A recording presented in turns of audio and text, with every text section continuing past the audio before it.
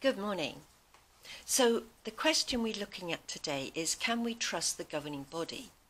Well, I'm going to let the scriptures answer that for us. It's Psalm 146 and verse 3. It says, "Do not put your trust in men in power, or in any mortal man. He cannot save." Verse 5, "Happy the man who has the God of Jacob to help him, whose hope is fixed on Jehovah his God."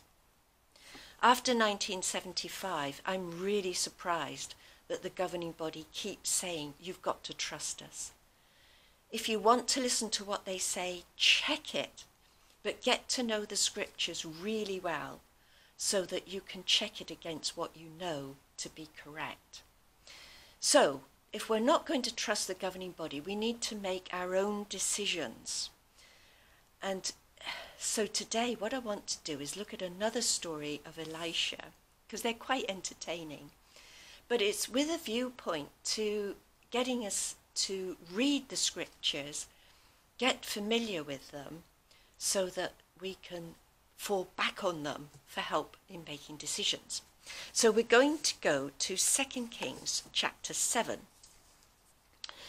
Now, what had happened was the king of Syria, Ben-Hadad, had surrounded the city of Samaria, where the king of Israel was, and he had besieged the city, and the conditions were dreadful.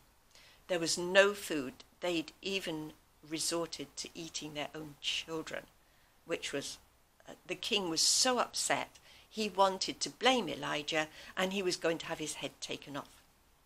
Now, Elijah knew this, of course. Elisha, I beg your pardon, it's Elisha. So he prophesied that the very next day, food would be so plentiful, it would be really cheap. They didn't believe him, of course, because it seemed impossible. But what happened? Well, now here's where the decisions come in.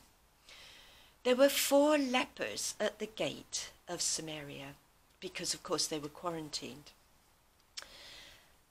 If they stayed where they were going to die. If they went into the city, they would die because there was no food in there either. But the third option they had was to go to the camp of the Syrians.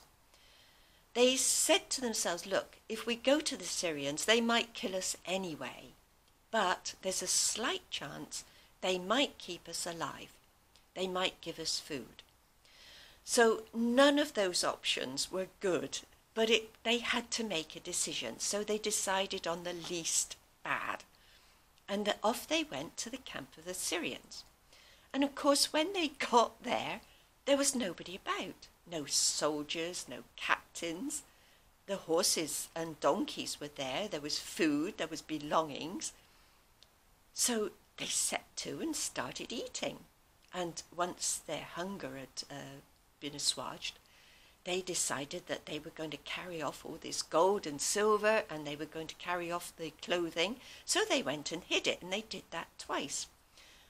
Now this was after dark, so sort of 7, 8 o'clock in the evening.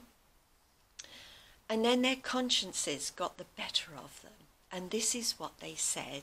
And it's in 2 Kings chapter 7 and verse 9.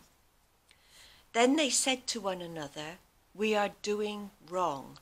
This is a day of good news, yet we are holding our tongues. If we wait till morning, we shall surely be punished." Be punished by whom?